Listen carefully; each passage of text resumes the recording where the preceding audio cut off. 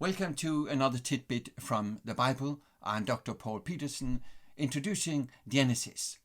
And the narratives we are studying this week lead us from Mesopotamia back to the Promised Land, and they are framed by two stories about Rachel, the beloved wife of the patriarch Jacob. In chapter 31, she is stealing the housegods of her father Laban. In chapter 35, we read the account of her tragic death. Let's have an overview. Chapter 31 tells how Jacob is fleeing from his father-in-law Laban. Laban, his name in Hebrew means white, was all but white and clean of heart. He was a scoundrel. He was powerful. And Jacob had reasons to fear him. So he tries to deceive him by fleeing in the middle of the night. Laban takes up the pursuit and he finds him. There was reason to be fearful, but God intervened and had in the night spoken to Laban and given him the sense of the fear of God. So he decides not to be tough on his son-in-law, and they make a covenant. That closes the chapter. We don't hear anything more about Laban, and we will not miss him. However, there are a couple of interesting notes to the chapter. First, the fact that Rachel stole the housegods of Laban. Why? That's a good question. They did not believe or worship only one God. But there may also be this historical background that we know from diggings from archaeological research, from Nuzi tablets, that at the time possession of the housegods may have had an influence on who would be the heir of a household. But anyway, Jacob promises, and that is described in chapter 31 in verses 31 and 2. He promises Laban, if you find anyone who has your gods, he, or should we say she, shall not live. Because he did not know that Rachel had stolen them. We read that in verse 19. Rachel stole her father's household gods. But she's tricky. And as Laban closely searches for the housegods, he's unable to find them because she excuses herself by saying she has her monthly period, and she hides the housegods where she's sitting on the camel. So Laban does not find them. That event may have an influence on later developments. But the other noticeable expression in the chapter has to do with fear. Jacob was afraid of Laban and his power. Laban was afraid of God, who had blessed and promised to protect Jacob. And in his exchange with Jacob's exchange with Laban, and in the covenant promise, Jacob uses an interesting expression about God. He calls him in verse 42 and also 53, the fear, Hebrew pachat, the fear of Isaac. So the theme of fear runs through this chapter, and that leads us to the next chapter, because also here Jacob is afraid. Now he's afraid for other reasons. He has returned to the land of the promise, but now he realizes he's going to meet his brother Esau, whom he so cheated and deceived many years earlier. He is afraid of the power of Esau, who is reportedly coming against him with his warriors. Jacob is now afraid because he has responsibility. He's afraid on behalf of his family.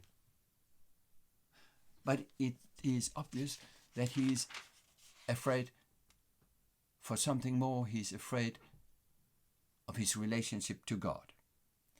In this chapter, in chapter 32, you find the second prayer spoken and recorded by Jacob. He likely had many other prayers, but on his way from home to Mesopotamia, he at Bethel had a dream with a ladder, well-known story, and there he prayed and gave God a promise. And now he prays again on his way to Bethel. We find a prayer in verse 9 in chapter 32. O God of my father Abraham, God of my father Isaac, O Lord, who said to me, go back to your country and your relatives, and I will make you prosper. I am unworthy of all the kindness and faithfulness you have shown your servant. I only had my staff when I crossed this Jordan. He's camping at Jordan at this stage. But now I have become two groups. Save me, I pray, from the hand of my brother Esau, for I am afraid. He will come and attack me, and also the mothers with their children. But you have said, I will surely make you prosper, and I will make your descendants like the sand of the sea, which cannot be counted. Reading today from New International Version. In his prayer, there are two links. One to the promise to Abraham in chapter 15 about the size, the number of his descendants. The other is a reference or a link back to the one other recorded prayer by Jacob, to his poverty when he left his wealth. Now he is returning. Remember, he had promised he would give back a tithe to God of all that God would give him. We realize that the fear of Jacob is not only for his family, it also a fear of God because he now is in need of forgiveness for his deceitful life. And that leads us to the climactic story at the end of the chapter, one of the most strange and significant events in the life of Jacob and in the Bible. Even the prophet Hosea in chapter 12 refers to this story and tells how Jacob the deceiver battled God. And this is exactly what happens. Let's read from verse 24 in chapter 32. So Jacob was left alone, and a man wrestled with him till daybreak. It isn't said who he is. That is what we are going to discover, to deduce. And so Jacob had to do it. When the man saw that he could not overpower Jacob, he touched the socket of Jacob's hip, so that his hip was wrenched as he wrestled with the man. Then the man said, "Let me go, it is daybreak." But Jacob replied, "I will not let you go unless you bless me." The man asked him, "What is your name?" "Jacob," he answered. Then the man said, "Your name will no longer be Jacob, but Israel, because you have struggled with God and with men and had overcome." Jacob said, "Please tell me your name." But he replied, "Why do you ask my name?" Then he blessed him there. And Jacob now knew he had fought with God. So it says, Jacob called the place Peniel. It means God's face. saying, it is because I saw God's face to face, and yet my life was spared. So let's unpack a little of the event. First of all, the event leads us back to the day Jacob, as told in chapter 27, deceived his brother Esau and pretended to be him when he met his father Isaac in order to receive the blessing. He got the blessing legally, but now he realizes he needs it more than legally. He needs it from the heart of God. He needs forgiveness. There are many links between the two accounts. First of all, the theme of blessing. But next, the issue of identity. In chapter 27, the old father Isaac asks Jacob, "Who is you? Who are you?" And Jacob lies and says, "I'm Esau." Now God asks Jacob the same question, with specific reference to the meaning of his name, Jacob, deceiver. What is your name? I'm sure Jacob must have thought of that event back in the tent of his father. But now he acknowledges, I am Jacob, I am a deceiver. And when that happens, God says, you are no longer Jacob, now you're Israel, because you have fought with not only humans, also with God. His forgiveness is assured. The promise, the covenant, is certain. Identity is an important factor in every person's life. Here you have one of the patriarchs, one of the fathers of the nation, realizing that he was but Jacob, a deceiver. And you and I, as spiritual descendants, or the Israelites as physical descendants of Jacob, would have to admit, yes, we are but Jacob, but acknowledging that, we may become victorious. And only by that acknowledgement. There are other links between the two accounts, or the two narratives. In chapter 27, Isaac is, because he's old and his sight is not good, he's unable to detect, to see who Jacob is. And here, Jacob is at first unable to figure out who the person is with whom he is fighting. There's a kind of mystery about it. But it dawns upon him in the end. So, the narratives move on. In the next chapter, it turns out that Jacob did not have to be that fearful for Esau, and you have reunion between the two brothers. And then you have the story of a crime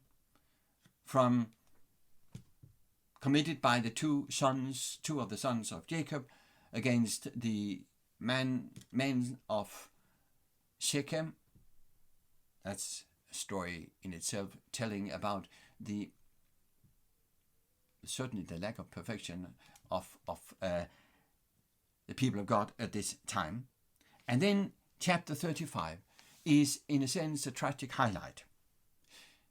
Chapter 36 takes us to the descendants of Esau and indicates that something new will begin, which happens also in chapter 37, where the narratives about Joseph is the center. Now, in chapter 35, just briefly, Jacob restores a covenant with God. He is back in Bethel. He calls his household to deliver all the gods they have, so they have only one God. And among those gods, they hand in would have been the house gods of Laban, stolen by Rachel. And the next story is about the death of Rachel.